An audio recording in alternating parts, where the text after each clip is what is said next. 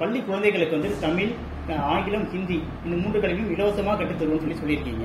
நீங்க பண்ணிதான் ஆகணும்னு சொல்லி யாரா கேட்கறமா? இல்ல சார், இது என்ன நடக்குது எப்படின்னா, இது மெதுவா வாழைப்பழத்துல ஊசி சொல்லுற மாதிரி சார். இந்த விஷயம் என்ன நடக்கும் அப்படின்னாக்க, நீங்க இன்னைக்கு அமல்படுத்துறீங்க, இன்னிலிருந்து ஒரு 20 வருடம் கழிச்சுனாவும் எல்லாருமே ஹிந்தி படிக்க ஆரம்பிச்சிடும், எல்லாருக்கும் ஹிந்தி தெரியும். அப்ப எல்லாருக்கும் ஹிந்தி தெரியும் போது என்ன நடக்கும் அப்படின்னாக்கா, தமிழ் தேவையில்லை, தமிழ் தேர்வுகள் கிடையாது அப்படிங்கிற சூழ்நிலை வரும் இல்லையா? கல்யாணம் ஆன பெண்கள் விதவியானா அவங்களுக்கு அரசாங்க வேலை சொல்லியிருக்கேன். நீ 1000 கொடுக்கணும், 500 கொடுக்கணும், சிறிய வேலை செய்யறதுக்கு நீ கொடுத்தா போதுமா? தலைவர, நாங்க இத்தனை ஆண்டுகள் இந்த கட்சிக்காக உழைச்சிருக்கோம். தலைவர, உங்க பிள்ளைகளுக்கு என்ன அனுபவம் இருக்கு? உங்க பையனுக்கு எவ்வளவு அனுபவம் இருக்கு? எப்படி நீங்க அவருக்கு வந்து அங்க கொடுக்கலாம்? எங்களை யாராவது ஒருத்தர் துணை முதல்வர் கொடுங்க அப்படின்னு யாராவது கேட்க முடியுதா? தகுதி இல்லாதவர்கள் தான் அந்த திராவிட முன்னேற்ற கழகத்தில் இருக்கக்கூடிய அனைத்து அமைச்சரும் இருப்பாங்க. நடிகர் விஜய் அவர்கள் வந்துட்டு பாத்தீங்கன்னா ஒரு தமிழர்கள் வெற்றிகளுக்கு ஒரு கட்சி ஆரம்பிச்சிருக்காங்க. என்ன காரணத்துக்காக இப்ப நீங்க வரீங்க அரசியலுக்கு? அதை சொல்லுமா மக்களுக்கு? அதுதான் மாநாட்டில் சொல்ல போறாருல அவரு. ஏங்க என்னங்க மாநாடு ஏங்க, ஒரு கட்சி திறந்தாரு அப்ப சொல்லல, ஒரு கொடி வந்து அறிமுகப்படுத்தினாரு.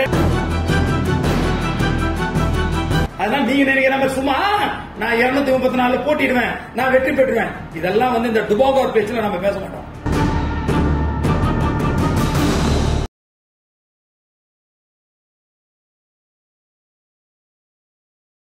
டவர் நியூஸ் நேயர்களுக்கு வணக்கம். இன்றைய நேர்காணல் நாம் சந்திக்க இருக்கிறது தமிழ்நாடு முன்னேற்ற கழகத்தின் நிறுவன தலைவர் திரு KRB ருத்ரன் அவர்கள். சார் வணக்கம் சார். வணக்கம் சார். சார், உங்க கட்சியில வந்துட்டு கிட்டத்தட்ட ஒரு 23 கொள்கைகள் சொல்லியிருக்கீங்க. இதுல வந்துட்டு எனக்கு ஒரு 4 கொள்கைகள்ல வந்துட்டு கேள்விகள் இருக்கு சார். அது என்னன்னா, முதல் என்னன்னு பாத்தீங்கன்னாக்கா, பள்ளி குழந்தைகளுக்கு வந்துட்டு தமிழ், ஆங்கிலம், ஹிந்தி இந்த 3 கல்வியும் இலவசமா கற்றுத் தருவோம்னு சொல்லியிருக்கீங்க. சார், நம்ம தமிழ்நாட்டை பொறுத்த வரைக்கும் இருமொழி கொள்கை தான் சொல்லிருக்காங்க, அண்ணா காலத்துல சொல்லிட்டு இருக்காங்க. நீங்க வந்து மும்மொழி கொள்கையை சொல்றீங்க, இது எப்படி சரிபடுறீங்க? நல்ல கேள்வி கேட்டிருக்கீங்க. நாம வாழறது வந்து தமிழ்நாடு. ஆனா தமிழ்நாட்டில் இருக்கக்கூடிய அனைத்து மக்களும் வந்து பாத்தீங்கன்னா வெளி மாநிலத்திலாம் போயிட்டு தொழில் புரியுறாங்க. சோ அந்த வெளி மாநிலம் நம்ம சொல்லக்கூடியது வந்து பாத்தீங்கன்னா, தமிழ்நாடை விட்டு அடுத்தது உடனடியா இருக்கிறது வந்து பாத்தீங்கன்னா ஆந்திர பிரதேச உடனே தாண்டவன்னு பாத்தீங்கன்னா எல்லாமே இந்தி மாநிலமா மாறி போயிடுது. சோ அப்படி இருக்கும்போது ஏராளம் பேர் வந்து பாத்தீங்கன்னா அந்த இடத்துல போய் நம்மளுடைய இந்தியாவிலேயே நம்ம போய் தொழில் பண்ண முடியாத ஒரு சூழ்நிலை உருவானது காரணம் என்னன்னு கேட்டீங்கன்னா, இந்தி தெரியாத ஒரே ஒரு காரணம் தான். அதனால நான் தமிழ்நாடு முன்னேற்ற கழக சார்பாக வந்து பாத்தீங்கன்னா அனைத்து மக்களும் அனைத்து இடத்துலயுமே அவங்க சௌரியமா போய் வேலை செய்யறதுக்காக இந்த இந்தியை வந்து 3வது மொழியாக கொண்டு வரணும்னு விரும்புறேன். ஆனா இந்த மொழியை வந்து கொண்டு வரது வந்து திணிக்க போறது கிடையாது. விருப்பம் உள்ளவங்க எடுத்துக்கிட்டா போறோம். கட்டாய மொழின்றது கிடையவே கிடையாது. அவங்க விருப்பப்பட்டாங்கன்னா அந்த மொழியை வந்து பேசலாம், பழகலாம். இப்ப வந்துட்டு பாஜக வந்து தேசிய கல்விக் கொள்கைன்னு அறிமுகப்படுத்திருக்காங்க. அதுலயும் சாய்ஸ் தான், நீங்க வேணா யூஸ் பண்ணிக்கலாம் அப்படிங்கிறாங்க. ஆனா நம்ம தமிழக மக்கள் பொதுவாக என்ன சொல்றாங்கன்னாக்கா, சாய்ஸ் மாதிரி கொடுப்பாங்க, பின்னால வந்து அதே வந்து திணிக்கப்படும், அது கட்டாயமாக்கப்படும் அப்படிங்கிற மாதிரி சொல்றாங்க. இதை பத்தி நான் தமிழ்நாட்டில் வந்து பாத்தீங்கன்னா அரசியல் பண்ணக்கூடியவங்க எல்லாருமே என்ன பண்றாங்கன்னா, இந்தியை வந்து அதுவும் குறிப்பா ஒரு சில கட்சிகள் வந்து பாத்தீங்கன்னா இந்தியை வந்து எதிர்த்து தான் வந்து கட்சி நடத்திட்டு இருக்காங்க. அவங்க எல்லாருமே வந்து இதைதான் சொல்லுவாங்க. இப்ப நீங்க சொல்லக்கூடிய கருத்தை பாரதிய ஜனதாவா இருக்கட்டும், அது காங்கிரஸா இருக்கட்டும், தமிழ்நாடு முன்னேற்ற கழகம் அந்த கருத்தை ஏற்றுக்கொள்கிறது. ஏனென்றால் ஒரு நடுநிலையா வந்து எல்லா மொழியும் கத்துக்கணும். இப்ப நம்மள தமிழ்நாட்டை ஆளக்கூடியவங்க யாரு? தமிழ்நாட்டுக்கு பாஸ் யாரு? இன்னைக்கு வந்து சிஎம் தான் சொல்லுவாங்க. தமிழ்நாட்டுக்கு பாஸ் ஓகே, மாநிலத்துக்கு பாஸ் யாரு? எல்லா மாநிலத்துக்கும் பாஸ் யாரு? பிரைம் மினிஸ்டர் சொல்றீங்க. Prime minister. அப்ப பிரைம் மினிஸ்டர் ஆளக்கூடியவர் வந்து நார்த் இந்தியனா இருக்கும்போது அவரை ஏத்துக்கிறீங்க, அவர் பேசக்கூடிய மொழி ஏத்துக்க மாட்டீங்களா? இல்ல, அது எனக்கு தேவையில்லைங்கிறேன். எனக்கு நீங்க சொல்ற மாதிரி வெளிமாநிலத்துக்கு போய் வேலை செய்ய போனா எனக்கு இங்கிலீஷ் இருக்கு, எனக்கு இங்கிலீஷ் ஆங்கிலம் போதும் தானே சொல்லிட்டு இருக்கேன். உங்களுக்கு தேவைப்பட்டா நீங்க எடுத்துங்க தான் சொல்றோம். ரெண்டாவது நீங்க சொல்ற மாதிரி நார்த்ல இருக்கிறவங்க எவனுக்குமே இங்கிலீஷ் தெரியாது அதிகமா, அது தெரியுமா உங்களுக்கு? அவங்களுக்கு லோக்கல் பாஷை வந்து ஹிந்தி, அவன் ஹிந்திக்கு தான் பிரிஃபரன்ஸ் கொடுக்கறான். நம்மளுடைய ஆந்திர மாநிலத்திலிருந்து கேரளா மாநிலத்திலிருந்து போகக்கூடிய அனைத்து மக்களும் எங்க இருக்காங்கன்னா நார்த்ல தான் இருக்காங்க. ஏன்னா அந்த முக்கியமா நிறைய பேர் இருக்கிறது வந்து பாத்தீங்கன்னா கேரளா மனிதர்கள் வந்து எல்லாருமே மாநிலத்திலிருந்து தான் போய் நல்லா படிச்சவங்க கேரளா இருக்கிறவங்க எல்லாமே இந்த மாதிரி அவங்களுக்கு தான் போய் சப்போர்ட் பண்ணிட்டு இருக்காங்க. நீங்க ஒன்னா போய் பாருங்க, நாங்க போயிருக்கோம். இதுல போவாதவங்களுக்கு தான் இதை பத்தி தெரியாத ஹிந்தி வேணாம் ஒன்னும் வேணாம். நீங்க சாதாரணமா டெல்லிக்கு வந்து ஒரு சுற்றுலா போகணும்னு நினைச்சு போனா கூட உங்களால வந்து அதை ஒழுங்கா பார்க்க முடியாது, ஒழுங்கா சாப்பிட முடியாது, எங்க கிடைக்கும் தெரியாது, என்ன பொருளும் தெரியாது. அப்படி இருக்கும்போது அதெல்லாம் நம்ம வந்து அவனுக்கு ஒரு எக்ஸ்ட்ரா அடிஷனல் தான் நம்ம சொல்றோம். தேவைப்பட்டா எடுத்துக்கோ, உன்னை கட்டாயப்படுத்துறது கிடையாது. இப்ப அப்படிதான் சொல்லுவாங்க, பின்னாடி நிர்பந்தம் பண்ணுவாங்க. யாரு நிர்பந்தம் பண்ண போறாங்க? இப்ப தமிழ கூட யாராவது வந்து நிர்பந்தம் பண்றாங்களா? நீங்க பண்ணிதான் ஆகணும்னு சொல்லி யாராவது கேட்கறோமா? இல்ல சார், இது என்ன எப்படின்னா இது மெதுவா வாழைப்பழத்துல ஊசி சொல்லுற மாதிரி சார் இந்த விஷயம். என்ன நடக்கும் அப்படின்னாக்கா, நாளைக்கு வந்துட்டு தமிழ் தேர்வே கிடையாது. எல்லாரும் இப்போ ஒரு காலத்துல ஒரு 20 வருடம் இப்ப நீங்க இன்னைக்கு அமல்படுத்துறீங்க, இன்னிலிருந்து ஒரு 20 வருடம் கழிச்சுனாவும் எல்லாருமே ஹிந்தி படிக்க ஆரம்பிச்சிடும், எல்லாருமே ஹிந்தி தெரியும். அப்ப எல்லாருக்கும் ஹிந்தி தெரியும் போது என்ன நடக்கும் அப்படின்னாக்கா, தமிழ் தேவையில்லை, தமிழ் தேர்வுகள் கிடையாது அப்படிங்கிற சூழ்நிலை வரும் இல்லையா? ஒரு மாநிலத்துக்கு உள்ள உரிமைகள் இருக்கு. அந்த உரிமைகள் வந்து எந்த மாநிலமும் விட்டு கொடுக்காது. நம்ம தமிழ்நாட்டில் இருக்கும்போது நம்ம தமிழை விட்டு கொடுக்க மாட்டோம். நம்ம தமிழை எப்படி நம்ம மேல கொண்டு வரணும்னு சொல்லி நம்ம நாட்டுக்கு நம்ம முயற்சி பண்றோம்ல. பிரதமரா இருக்கக்கூடிய இந்திக்காரர் அவர் என்ன பண்ணுவாரு? அவருடைய மொழியை ப்ரமோட் பண்றதுக்கு பார்க்கதான் செய்வாரு. அதுல என்ன தப்பு இருக்கு? இந்தியாவில் தேசிய மொழி ஒன்று கிடையவே கிடையாதுன்னு சொல்லிட்டு இருக்காங்க. தேசிய மொழி ஒன்று கிடையாது சார். தேசிய மொழி அப்ப தமிழ் தேசிய மொழியா? தமிழ் தேசிய மொழி கிடையாது. அவ்வளவுதான். அதனால அவரு என்ன பண்றாரு? இப்ப வந்து தமிழ்நாட்டு முதலமைச்சர் என்ன பண்றாரு? திராவிடம்னா இப்பதான் இருப்போம், நாங்க திராவிடத்தை பின்பற்றுவோம், அண்ணாவை பின்பற்றுவோம் சொல்றாரா இல்லையா? அதே மாதிரி அவர் என்ன சொல்றாரு? நான் என்னுடைய நாட்டில் இருக்கிறது ஹிந்தி தான், எனக்கு ஈஸியான வார்த்தை இதுதான், எல்லா மக்களும் இந்த பாஷை கத்துக்கணும் நான் விரும்பப்படுறேன், அதனால நான் அதை கொண்டு வரேன்னு சொல்றாரு.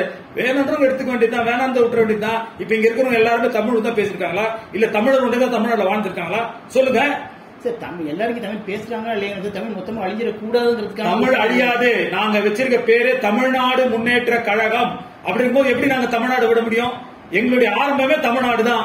அப்படிங்கும்போது தமிழ் எப்படி நாங்க விட்டு கொடுப்போம்? சரி சார், இப்ப வந்து நீங்க அடுத்த இன்னொரு கொள்கை சொல்லிருக்கீங்க. ரெண்டாவது வந்து பாத்தீங்கன்னாக்க, விவசாயிகள் தமிழகத்தில் இருக்க விவசாயிகள் வந்தீங்கன்னா அரசு வேலையா ஆக்குவோம் சொல்லிருக்கீங்க. இது எப்படி சாத்தியம் நினைக்கிறீங்க? திரு சீமான் அவர்கள் இதே சொல்லிட்டு இருக்காரு. ஆனா இது எப்படி சாத்தியம் நினைக்கிறீங்க? இது எப்படி பண்ண முடியும்? நீங்க சீமான் அவர்கள் இதே சொல்லிட்டு இருக்காரு சொல்றீங்க, அதுக்கு வந்து விளக்கம் அவர் கொடுத்திருக்காரா? விளக்கம் கொடுத்தா அதுவே வந்து சாத்தியம் இல்ல. நான் கொடுக்கிற விளக்கம் சொல்லுங்க சரிங்களா? தமிழ்நாடு முன்னேற்ற கழகம் என்ன சொல்லுதுன்னு கேட்டீங்கன்னா, தமிழ்நாட்டில் உள்ளக்கூடிய அனைத்து இடத்தையும் அரசாங்கம் என்ன பண்ணும் கேட்டீங்கன்னா குத்தகை எடுத்துக்கும். எப்படி? விவசாயிகளுடைய இடத்தை எல்லாத்தையுமே விருப்பப்படுறாங்க, அதுக்காக கட்டாயம் கிடையாது. யாரெல்லாம் என்னால பண்ண முடியல, எனக்கு நஷ்டமாவது அப்படின்னு நினைக்கிறவங்க நீ கஷ்டப்படாத, நஷ்டம் ஆகாத, நாங்க இருக்கோம் உங்களுக்கு. உங்களுடைய இடம் எத்தனை ஏக்கர் இருக்கு, ஏக்கருக்கு இவ்வளவு பிக்ஸ் பண்ணிட்டு அதுக்கு வந்து குத்தகை அவங்க கொடுத்துறோம். அந்த இடத்தை எங்க கிட்ட அவங்க ஹேண்ட் ஓவர் பண்ணிட்டாங்கன்னா அவங்க சேஃப். எந்த நீங்க வந்து அதை கார்பரேட் கம்பெனி கொடுத்துருவீங்க இல்ல, நாங்க அரசாங்கம் தான் சொல்லிருக்கோம். அரசாங்கம் தானே பண்ணிட்டு இருக்காங்க. எதுக்கு அரசாங்கம் எப்படி கார்பரேட்? அப்ப அரசாங்கம் கார்பரேட் கம்பெனியா? அப்ப தமிழ்நாடு அரசாங்கம் இப்ப கார்பரேட் கம்பெனியா? தமிழ்நாடு அரசாங்கம் கார்பரேட் கம்பெனி. தமிழ்நாடு அரசாங்கம் வந்து நிறைய விஷயங்களை வந்து வாங்கி கார்பரேட் கம்பெனி கொடுத்தாங்களே. இப்ப கூட வந்துட்டு சார், இப்ப கூட வெளியே கன்னியாகுமரியில வந்துட்டு அணுமின் நிலையம் அமைக்கிறதுக்கு இல்ல. இது நீங்க அடுத்த கேள்வியா வச்சுங்க. இப்ப இந்த கேள்வி நான் முடிக்கிறேன். சொல்லுங்க. ஆக்சுவலி இது வந்து கார்பரேட் கம்பெனி கிடையாது. ஒரு தமிழ்நாட்டை வந்து நல்ல முன்னேற்றத்துக்கு நம்ம கொண்டு வரணும்னு கேட்டீங்கன்னா தமிழக அரசு தான் ஏத்து இதை நடத்தணும். யார் வேணா இருக்கட்டும் அரசா, அதை பத்தி நம்ம கவலை கிடையாது. கொள்கையை வந்து கரெக்டா வச்சு மக்களுக்கு தேவைகளை வந்து செய்யக்கூடிய அரசா இருக்கணும். சரிங்களா? நான் என்ன பண்றேன்னு சொல்லிடுறேன் உங்களுக்கு. நான் வந்து பாத்தீங்கன்னா அவங்களெல்லாம் வந்து கஷ்டம் வந்தானே உங்களுக்கு இருக்கு, கஷ்டமே நீங்க படாதீங்க, எங்களுக்கு விருப்பம் இருக்கவங்க குத்தகை கொடுத்துருங்க சொல்றோம். அந்த குத்தகை நாங்க எடுத்துட்டு அவங்களுக்கு வந்து குறிப்பிட்ட தொகையை பிக்ஸ் பண்ணி பணமா கொடுத்துட்டோம்னா அவங்களுக்கு எந்த வித நஷ்டம் கிடையாது, அவங்க ஃப்ரீ. நாங்க என்ன பண்றோம், அதுக்கப்புறமா அந்த இடத்துக்கு வந்து அரசாங்க ஊழியரை நாங்க வந்து அமைக்கிறோம். எப்படி அமைக்கிறோம்? நிலம் கொடுத்தவர் கூட வேலை வேணும்னு சொன்னா அவரே நாங்க அரசாங்க ஊழியரா எடுத்துக்கிட்டு அவருக்கு தனியா சம்பளம் என்ன பிக்ஸ் பண்ணிக்கிறோமோ அந்த சம்பளத்தை அவர் கொடுக்கிறோம். அப்ப அரசாங்கம் வந்து பார்வையிட்டு அந்த இடத்தெல்லாம் பராமரிச்சு நல்ல விவசாயத்தை பெருக்கி அந்த விவசாயத்தை நம்ம தேவையான பொருட்களை தமிழ்நாட்டுக்கு உபயோகப்படுத்திட்டு அதிகமாக வரக்கூடிய பொருட்களை நாங்க வெளிநாட்டுக்கு கொடுப்போம், வெளி மாநிலத்துக்கு கொடுப்போம், அதை கொள்முதல் பண்ணுவோம், அதுல அதிகமான பணத்தை நாங்க உருவாக்குவோம். சார், இப்ப வந்துட்டு அரசு நிறுவனங்களே வந்துட்டு அவங்களால நடத்த முடியலன்னு சொல்லிட்டு வெளியில வந்து தனியார் கம்பெனிகளுக்கு கொடுத்துட்டு இருக்காங்க. நீங்க வந்து மெயின்டைன் பண்ணு எங்களால முடியும். இப்ப சமயத்தில் ஒரு சின்ன பிரச்சனையா வந்துச்சுன்னு அரசு பேருந்துகளெல்லாம் தனியார் கொடுக்க போறோம் அப்படின்னு சொல்லிட்டு இருந்தாங்க. இதுவே நடக்கும்போது விவசாயி எப்படி நடத்த முடியும்? அரசாங்கத்தை எப்படி நடத்துவீங்க நினைக்கிறீங்க நீங்க? அதுதான் கேட்டேன் நான் வந்து. அப்போ நீங்க வந்து இப்ப நடத்தக்கூடிய அரசாங்கத்துல இருக்கிறவருக்கு திறமை இல்லை என்றதை ஒத்துங்க. உங்களால வந்து அதை திறமையா நடத்த முடியல, அதெல்லாம் நீங்க வந்து பிரைவேட் கொடுக்குறீங்க. ஒன்னே ஒண்ணு கேக்குறேன், ஒரே ஒரு வருஷம் தமிழ்நாடு முன்னேற்ற கழகத்தை ஆள்றதுக்கு வாய்ப்பு கொடுங்க. இந்த ஒரு வருஷத்துல இப்ப உட்கார்ந்து பேசக்கூடிய அனைத்து விஷயத்தையும் நாங்க ப்ரூவ் பண்ணி காட்டுறோமா இல்லையான்னு பாருங்க. விதவைகளுக்கு வந்து அரசு வேலை கொடுப்போம்னு சொல்லிருக்கீங்க. இது எப்படி பாசிபிள் பண்ணிக்கிறீங்க? எப்படி சாத்தியம் கேட்டிருக்கீங்க. நான் என்ன கேக்குறேன், தமிழக அரசு நீங்களே என்ன சொன்னீங்க, ஒரு மகளிருக்கு 1000 ரூபாய் கொடுத்துன்னு இருக்கான்னு சொல்றீங்க. இந்த 1000 ரூபாய் வச்சு அவங்க குடும்பத்தை அவங்க நல்லா பண்ணிக்க முடியும்? அவங்க குடும்பத்தை ஒண்ணும் பெருசா பண்ண முடியாது. அப்புறம் நீங்க 1000 ரூபாய் கொடுத்து என்ன பண்றீங்க சார்? 1000 ரூபாய் அதை விட இருங்க, அந்த 1000 ரூபாய் இருங்க, நீங்க கேட்ட கேள்வி 1000 ரூபாய் கொடுத்து என்ன பண்ண முடியும் கேட்டீங்க இல்லையா? ஆமா. அந்த 1000 ரூபாய் அவங்களுடைய ஒரு சிறிய செலவுக்கு சிறிய செலவு வச்சு குடும்பம் நடத்த முடியுமா? குடும்பம் நடத்த முடியாது. என்ன சொல்லிருக்கேன், குடும்பத்துல இருங்க, கல்யாணம் ஆன பெண்கள் விதவையானா அவங்களுக்கு அரசாங்க வேலை சொல்லியிருக்கேன். அப்போ அந்த விதவையானா அந்த குடும்ப தலைவன் அந்த குடும்பத்தில இருந்து போயிடுறான் வெளியில. அப்ப அந்த குடும்பத்தை நடத்தக்கூடியவங்க யாரு? குடும்ப தலைவி தான். அந்த குடும்ப தலைவிக்கு நான் அரசாங்கம் வேலை கொடுத்துட்டேன்னா அந்த குடும்பத்தை தலைவி பார்த்துப்பாங்க. நீ 1000 கொடுக்கணும் 500 கொடுக்கணும் சிறிய வேலை செய்யறதுக்கு நீ கொடுத்தா போதுமா? அப்ப மத்த வேலை யாரு கொடுப்பா? சாத்தியமே இல்ல. சாத்தியம் இல்ல. சாத்தியம் நீங்க எப்படி சொல்ல முடியும்? நாங்க ஒரு அரசியல் அமைப்பை ஏற்படுத்திருக்கோம். நீங்க ஊடகராக சில கேள்வி கேட்கறீங்க. என்னன்னாக்க நீங்க சாத்தியமான ஒரு விஷயம் சொன்னீங்கன்னா உங்ககிட்ட ஆரோக்கியம் இல்ல, உங்க கை கட்டி உங்களை விஷ் பண்ண போறாங்க, வாழ்த்து தெரிவிக்க போறோம். கண்டிப்பாக சாத்தியம் இல்லாத விஷயங்களை சொல்லி, சாத்தியமே இல்லாத ஒரு விஷயங்களை சொல்லி இதை நான் செய்யப்ப எனக்கு வாய்ப்பு கொடுங்கன்னா வாய்ப்பு கொடுக்கறதுக்கு சும்மா 1000-2000 ஓகே இல்லப்பா ஒரு சின்ன தொழில் தொடங்க ஒரு 5000 வச்சுக்க, அப்பதான் ஒரு 1 லட்சம் வச்சுக்க ட்ரை பண்ணி பார்ப்போம் சொல்லி கொடுத்து அரசாங்கம் கொடுக்க. நான் என்னன்னு கேக்குறேன், ஒன்னே நான் கேக்குறேன், சொல்லுங்க. நான் சாதிக்கணும்னு சொன்னா வாயில தான் இப்ப பதில் சொல்ல முடியும். சரிங்களா? சாதிச்சு காட்டணும்னா வாய்ப்பு கிடைச்சாதான் காட்ட முடியும். அதுக்காக கொடுக்கணுமானா கொடுக்கலாம் பண்ண முடியாது. அண்ணா வந்தாரு ஆட்சிக்கு. அண்ணா என்ன சொன்னார்? அவருடைய கொள்கை என்ன தெரியுமா உங்களுக்கு? சொல்லுங்க. அண்ணா பார்த்தா தமிழ்நாட்டுக்கு மதுவே இருக்கக்கூடாது அப்படின்னு முடிவெடுத்து உறுதியா நின்னவர் அண்ணா, அறிஞர் அண்ணா. மாநில அரசு மத்திய அரசு அவங்க எல்லாம் ஒரு சுற்றறிக்கை கொடுத்து நீங்க எல்லாம் மது பண்றதுக்கு பர்மிட் பண்ணுங்க, உங்களுக்கு இதெல்லாம் நிறைய பண வசதிகள் நிறைய கிடைக்குது அப்படின்னு சொல்றப்ப அண்ணா சொன்னார், எனக்கு 30,000 கோடி எனக்கு கிடைக்கும், எனக்கு நல்லா தெரியும், இருந்தாலும் தமிழ்நாட்டுக்கு நான் மது அலோ பண்ண மாட்டேன் அப்படின்னு அவர் சாவர வரலும் மது உள்ள கொண்டு வரவே இல்லை. எடுத்து பாருங்க ரெக்கார்டு. ஆனா இன்னைக்கு இருக்கக்கூடிய திராவிட கட்சிகள் அண்ணாவை பின்வழி வைப்போம், அண்ணாவை பின்தொடர்ந்து சொல்லக்கூடிய கட்சியில அந்த மதுவிலக்கு ஏன் நடத்துது சொல்லுங்க. சரி, அது அடுத்த கேள்வி அதுதான். திருமாவளவன் அவர்கள் மது ஒழிப்பு மாநாடு இருக்காரு, திமுக கூட்டணி இருந்துகிட்டே அவர் மது ஒழிப்பு மாநாடு பத்தி பேசிட்டு இருக்காரு. அதுக்கு திமுக கலந்து பார்த்து இதை பத்தி நீங்க என்ன நினைக்கிறீங்க? இது ஒரு பெரிய டிராமா நினைக்கிறேன். ஏன்னு கேட்டீங்கன்னா தமிழ்நாட்டை ஆண்டு கொண்டு இருக்கக்கூடிய அரசே மது விற்பனை பண்ணிட்டு இருக்கு. அந்த அரசுல திருமாவளவன் ஒரு கூட்டணியில் இருக்கிறார். சரிங்களா? அந்த கூட்டணியில் இருக்கிறது இவருடைய கருத்து நல்ல கருத்து. தமிழ்நாடு முன்னேற்ற கழகம் கண்டிப்பாக அந்த கருத்தை ஏற்றுக்கொள்கிறது. அதுல எந்த ஒரு மாற்று கருத்தும் கிடையாது. ஆனால் கூட்டணியில் இருக்கக்கூடிய தலைவரை போய் பார்க்கறதுக்கு முன்னாடி என்ன சொன்னாரு? மது விலக்கு தமிழ்நாட்டில் இருக்கக்கூடாது, அது வரக்கூடாது, இருக்கக்கூடாதுன்றதுக்காக நாங்க ஆர்ப்பாட்டத்தை பண்றோம் அப்படின்னு தான் முதல்ல பேசினார். அப்ப தமிழ்நாடு முதலமைச்சர் வெளிநாட்டுல இருந்தார், தைரியமா பேசினார். தமிழ்நாடு முதலமைச்சர் வெளிநாட்டுல இருந்து சென்னைக்கு இறங்கிட்டார். இறங்கின உடனே இது போய் பாக்குறாரு, முதலமைச்சரை சந்திக்கிறார். சந்திச்சாரு, தனிமையில பேசினாரு. அதுக்கப்புறம் வெளியில என்ன சொல்றாரு? தமிழ்நாடு முதலமைச்சரை பார்த்து பேசிட்டோம், நாங்க அவங்க கட்சி சார்பா 2 பேர் அனுப்புறேன்ட்டாங்க, அதனால சொல்லிட்டேன். நான் கேக்குறேன், தமிழ்நாட்டு முதலமைச்சர் உண்மையிலே அதை ஏற்றுக்கொள்ளவரா இருந்தா அவர் இருக்கணும் அந்த ஆர்ப்பாட்டத்துக்கு. அவர் உறுதி கொடுக்கணும் மக்கள் முன்னாடி, நான் தமிழக முதலமைச்சரா இப்ப இருக்கேன், நான் சொல்றேன் மது சுத்தமா எடுத்துருவேன் அப்படின்னு அவர் சொல்லி இருந்தாருன்னா திருமாவளவன் கேட்கறதுக்கும் இவர் சொன்னதுக்கும் ரொம்ப அருமையா இருந்திருக்கும். அதை விட்டுட்டு ஏபா அவர் என்ன பேசினா நம்ம பக்கத்துல இல்ல, என்னவோ அதை சமாளிக்கிறது என்ன சொல்லிட்டாரு? அவங்க ஆள் வராங்க, படிப்படியா குறைக்கிறதுக்கு ஏற்பாடு. இந்த வார்த்தையை ஏற்கனவே அவங்க சொன்ன வார்த்தை தானே, அதுக்கு எதுக்கு இப்ப நீ ஆர்ப்பாட்டம் பண்றீங்க? அவருக்கு தமிழ்நாடு முதலமைச்சருடைய கொள்கையில் என்ன இருந்தது? அரசியல் கொள்கையில மதுவை படிப்படியாக குறைப்பேன். திருப்பி அதே படிப்படியாக குறைக்கிறதுக்கு நீ எதுக்கு ஆர்ப்பாட்டம் கூப்பிடுற? எதுக்கு அந்த ஆர்ப்பாட்டம்? மத்தவங்க கண் தொடர்பு பண்ணிட்டு 100 பேர் சம்பாதிக்கணும் பாக்குறீங்களா? உதயநிதி அவர்கள் துணை முதல்வர் ஆக்கும் சொல்லிட்டு திமுக அனைத்து அமைச்சர்களும் சொல்லிக்கிட்டு இருக்காங்க. இதை பத்தி நீங்க என்ன நினைக்கிறீங்க? அவர் துணை முதல்வர் ஆகிறதுக்கு அவருக்கு பண்ணலாமா வேண்டாம் நினைக்கிறீங்க நீங்க? நான் ஒன்னே சொல்றேன் கேட்டுங்க, இவங்க பண்ணுங்க இவங்களை பண்ணக்கூடாது நம்ம சொல்ல வேண்டிய அவசியம் கிடையாது. நாட்டை ஆளக்கூடியவங்க தான் சிந்திக்கணும். ரெண்டாவது அந்த நாட்டை ஆளக்கூடியதுல ஒரு பெரிய டீமே இருக்குது. என்ன டீம் இருக்கு? அமைச்சர்கள் டீம் இருக்கு. இந்த அமைச்சர்கள் சேர்ந்துதான் அதை பண்ணணும். ஆனா நீங்க சொல்றீங்க அமைச்சர்கள் எல்லாம் அவர் துணை மன்னத்தரா பண்ணணும்னு அவர் முன்மொழிதான் செய்யறாங்கன்னா அவங்களுக்கு ஈஸியா போச்சு. அப்ப முதலமைச்சர் என்ன பண்ணுவாரு? தான் பிள்ளைக்கு எல்லாருமே முன்மொழிறாங்க, நம்ம கொடுத்துட்டு போலாம். ஆனா அதை விட்டுட்டு என்ன பண்ணணும்? தலைவரை, நாங்க இத்தனை ஆண்டுகள் இந்த கட்சிக்காக உழைச்சிருக்கோம் தலைவரை, இவ்வளவு வேலைகள் நாங்க செஞ்சிருக்கிறோம், உங்க பிள்ளைகளுக்கு என்ன அனுபவம் இருக்கு, உங்க பையனுக்கு எவ்வளவு அனுபவம் இருக்கு, எப்படி நீங்க அவருக்கு அந்த மாதிரி கொடுக்கலாம்? எங்களை யாராவது ஒருத்தர் துணை முதல்வர் கொடுங்க அப்படின்னு யாராவது கேட்க முடியுதா? அப்ப என்ன நினைக்கிறேன்? நான் நினைக்கிறேன்னா அந்த அமைச்சர் யாருமே தகுதி உள்ளவங்க யாரும் இல்லை. தகுதி இல்லாதவர்கள் தான் அந்த திராவிட முன்னேற்ற கழகத்தில் இருக்கக்கூடிய அனைத்து அமைச்சரும் இருப்பாங்கன்றது என்னுடைய கருத்து. உதயநிதி ஒரு இளைய தலைமுறையா இருக்காரு, அவர் ரொம்ப ஆக்டிவா இருக்காரு, அதனால அவர் நல்லா இருக்குன்னு சொல்லி அது ஓகே. உதயநிதி ஸ்டாலின் இளமையா இருக்கிறாரு, ஆக்டிவா இருக்காரு. அந்த கட்சியில பாரம்பரியமா பல வருஷங்கள் வாழ்ந்து கட்சிக்காக உழைச்சவங்கள யாருமே ஆக்டிவா இல்லையா? அதுல இளைஞர் யாருமே இல்லையா? அவங்களுக்கு அந்த வாய்ப்பு இருக்கிறதுல ரொம்ப சீனியர் பாத்தீங்கன்னா திரு துரைமுருகன் அவர்கள் இருக்காங்க. அவங்களே வந்துட்டு பண்றாங்க சார், உதயநிதி வரணும். ஏன் பண்றாங்கன்னா அவங்களுக்கு அந்த கெப்பாசிட்டி இல்ல. அதனால அவன பண்றாங்க, அவங்களுக்கு சப்போர்ட்டா பண்ணா நமக்கு வேற விதத்துல சில பெனிஃபிட் குடுத்துருவாங்க. அதெல்லாம் நமக்கு எது வம்பு, நம்ம வயசாகி போச்சு, நம்ம அழகா ஒதுங்கிடலாம் அப்படின்னு அவர் நினைக்கிறாரு. அது அவருடைய கருத்து.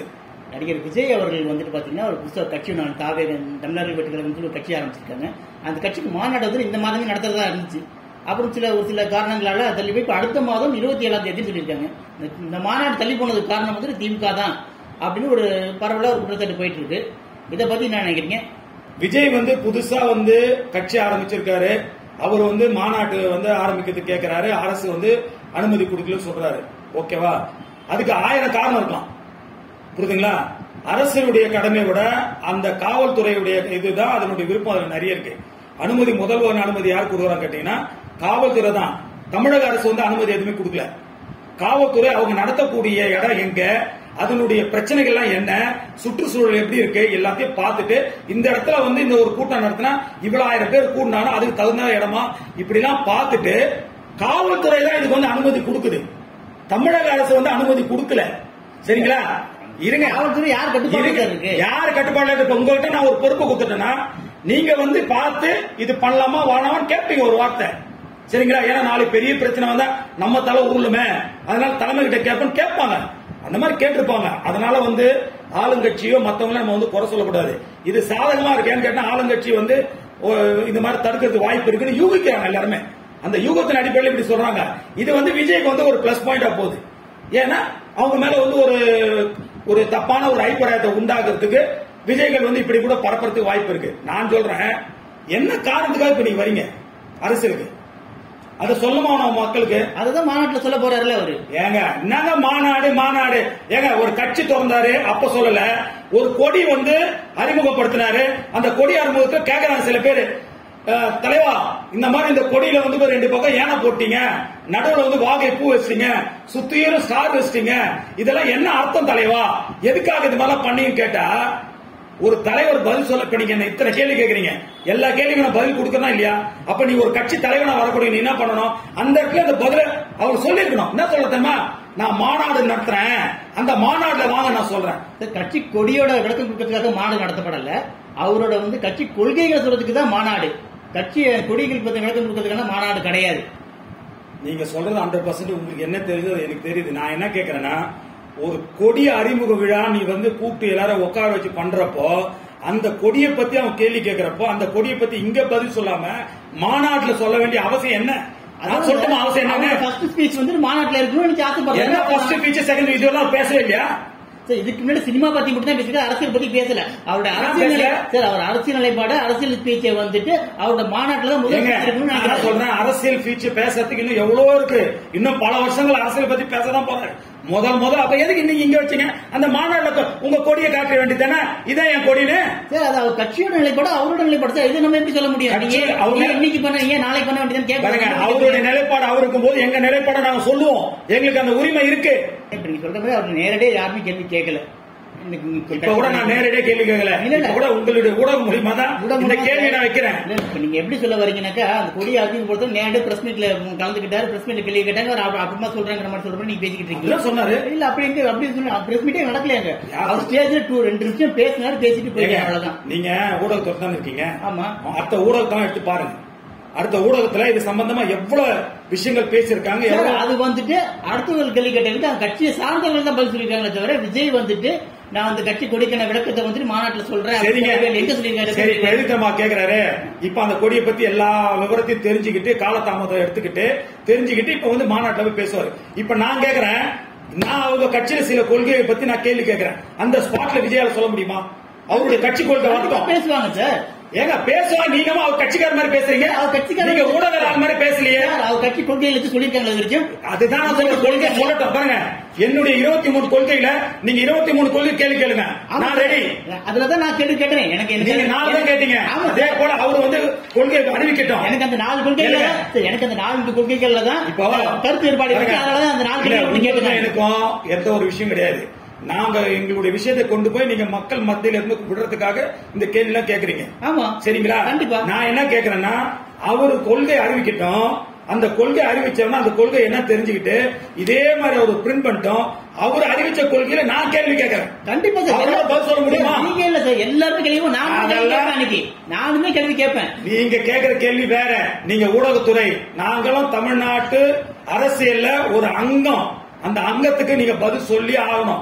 எங்களையும் அதே போல யாரும் கேள்வி கேட்கலாம். அதை பதில் சொல்ல வேண்டிய கடமை எங்களுக்கு இருக்கு. சரி சரி. இப்ப வந்து 2026 சட்டமன்ற தேர்தலில் நீங்க தனித்து போட்டிட்டீங்களா, கூட்டணியில போட்டிட்டீங்களா? ஒன்னே நான் சொல்றேன் கேட்டுங்க. நாங்க வந்து அரசியல்ல போட்டிட்டு அரசியல்ல வெற்றி பெற்று உடனடியா போய் அரசாங்கத்தை கைப்பற்றி பண்ணணும்ன்ற எண்ணம் எங்களுக்கு கிடையாது. சரிங்களா? எங்களை பொறுத்தவரைக்கும் இப்ப இருக்கக்கூடிய அரசியல்வாதிகளுக்கு எதெல்லாம் தவறு என்றதை நாங்க வந்து சுட்டி காட்டதான் விரும்புறோம். அதை அவங்க திருப்பியும் அவங்க சான்ஸ் எடுத்து சரி பண்ணிக்கிறாங்கன்னு வெயிட் பண்ணுவோம். சரிங்களா? அவங்களை சரி பண்ண முடிஞ்சா சரி பண்ணி நீங்களே ஆண்டுங்க. எங்களுக்கு இருங்க, முடிக்கலங்க, இருங்க, ஆண்டுங்க அப்படின்னு கொடுத்து பார்ப்போம். இது ஒரு வாய்ப்பா கொடுத்து பார்ப்போம். எப்படி சார்? கிட்டத்தட்ட ஒரு வாய்ப்பா கொடுத்து பார்ப்போம். அவரோட நிறைய வாய்ப்பு கொடுத்தாச்சு சார். நிறைய நாங்க கொடுக்குறங்க வாய்ப்பு. தமிழ்நாடு முன்னேற்ற கழகம் கொடுக்குது முதல் வாய்ப்பு. மத்தவங்க என்ன கொடுத்துட்டு போட்டோம். தமிழ்நாடு முன்னேற்ற கழகம் கொடுத்துதா? இல்ல சார், நீங்க இவ்வளவு நேரம் மக்களுக்காக பேசிக்கிட்டு இருந்தீங்க. ஆமா, இப்போ மக்களுக்காக பேசுறேன். அதான் இத்தனை வருஷம் 50-60 வருஷம் நிறைய வாய்ப்புகள் கொடுத்தாச்சு, எல்லா கட்சிகளும் கொடுத்தாச்சு. திருப்பி இன்னொரு வாய்ப்பு எதுக்கு கொடுக்குறீங்க? போட்டியிடுங்கன்னு தான் சொல்றேன். போட்டியிடுவோம். ஆனா எங்களுடைய குறிக்கோள் வந்து பாத்தீங்கன்னா அரசியல் எலெக்ஷன் மாத்திரம் கிடையாது. அதை நீங்க புரிஞ்சுங்க. போட்டியிடுவோம். அதே போல நீங்க சொல்ற மாதிரி தனிச்சு போட்டிட்டீங்களா, கூட்டணி கேட்டீங்க இல்லையா? ஆமா. இது வந்து இப்ப எடுக்கக்கூடிய முடிவே அல்ல. எங்களுடைய கட்சியுடைய கொள்கை என்ன மாதிரி எத்தனை பேர் நினைக்கிறாங்களோ அவங்க எல்லாம் ஒண்ணு சேர்ந்தாங்கன்னா கண்டிப்பா சேர்ந்து பண்ணுவோம்.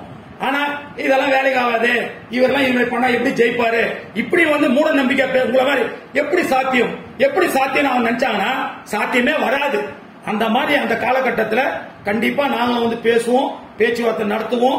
எங்களுடைய கொள்கைக்கு அவங்களுடைய கொள்கைக்கு எல்லாமே மேட்ச் ஆகி எல்லாம் ஒரே இடத்துல நிற்கக்கூடிய சூழ்நிலை ஏற்பட்டால் கூட்டணி அமைப்போம். இல்லை என்றால் தனிப்பட்ட விதத்திலேயே நாங்கள் போட்டியிடுவோம். 254 தொகுதியிலும் போட்டிட்டீங்களா நீங்க? நான் போய் சொல்லணுமா உண்மை சொல்லணுமா? உண்மையா சொல்லுங்க சார், மக்களுக்கு உண்மைதான் சார் வேணும். 234 தொகுதியில போட்டியிட முடியாது. ஏன்னா நான் இன்றுதான் விதைத்திருக்கிறேன்.